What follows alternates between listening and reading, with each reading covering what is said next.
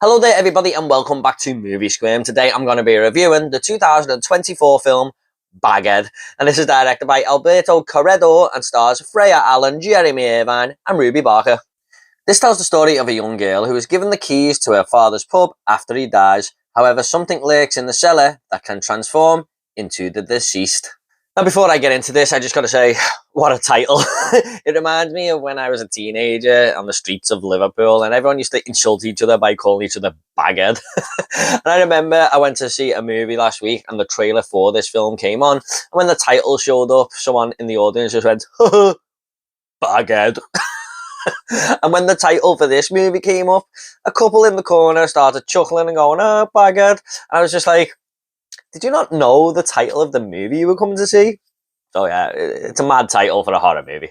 And after seeing that trailer for this movie, I had a few fears going into this one, I'm not going to lie. The story and concept looked interesting enough, but the trailer was just plagued by cheesy jump scares with heightened sound effects and some dodgy looking CGI at times. And I thought, is this going to be just another generic horror movie?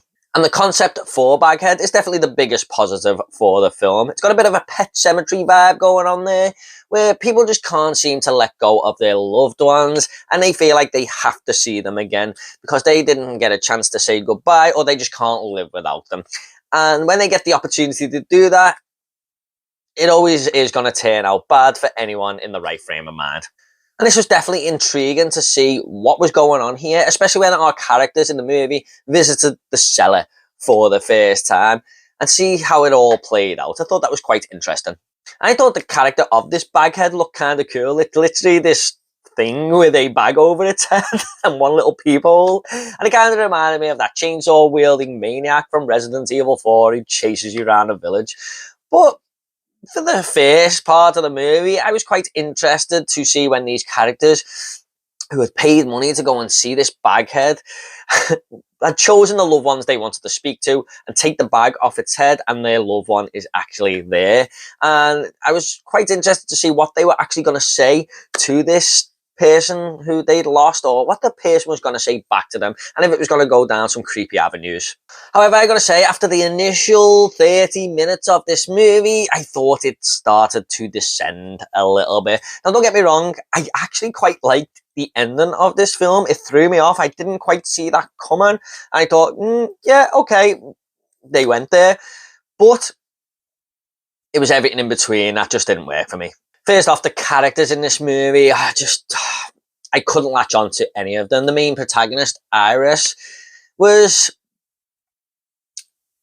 a character who just made dumb decisions all the time, and there's just no character development for her, and she felt more like a pawn in this story rather than the main character.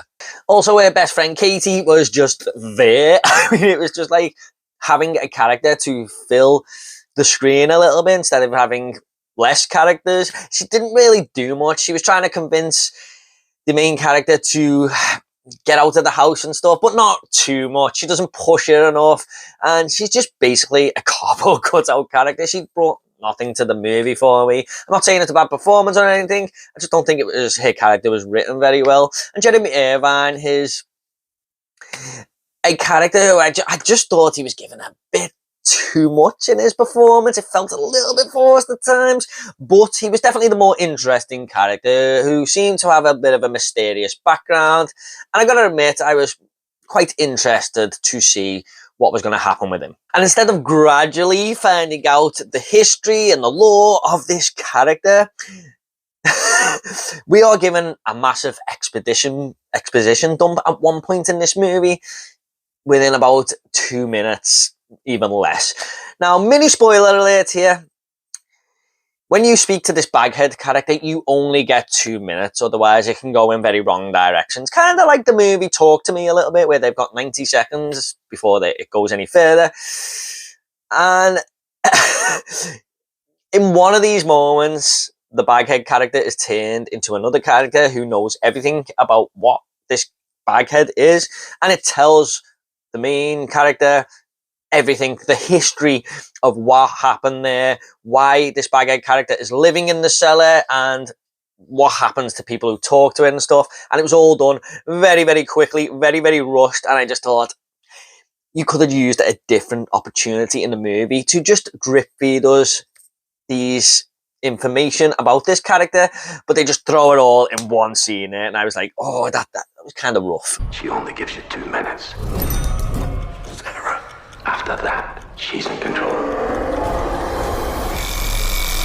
And unfortunately, after being quite interested about this Baghead character, when they remove the bag and stuff, it just becomes a little bit of a rinse and repeat movie, scene by scene. Characters go down to the cellar, talk to the Baghead character, and then so on. Someone else does it, and it just became a little bit repetitive for me. Now, this was a short movie. I think it was quite a popular short film, and maybe the reason for that is because it should be a short film, because this just felt like it was filling the runtime with doing the same thing over and over until the cool ending, really. Also, my biggest fear going into this movie was that it was going to be plagued by jump scares, and yes, it was. Now, I don't mind the odd jump scare here and there if it's done effectively, but this is just your simple jump scare that you're going to see all the time in horror movies that we get once a month. And not once did I ever get scared in this movie, was I ever creeped out.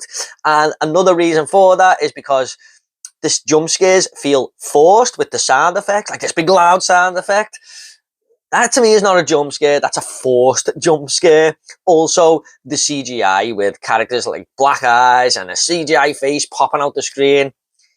CGI to me, from memory, has never, ever been scary. And proof that this movie is plagued by these jump scares, at the start of the film, before anything has even happened, in the first 5 or 10 minutes, this main character, Iris, is just walking down these stairs in this normal building, and this other character walks up at the bottom of the stairs to talk to her, and he just appears on screen, and a jump scare sound effect happens.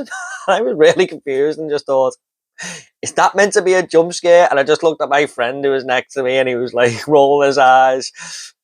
Yeah, it's probably one of the worst jump scares I've ever seen.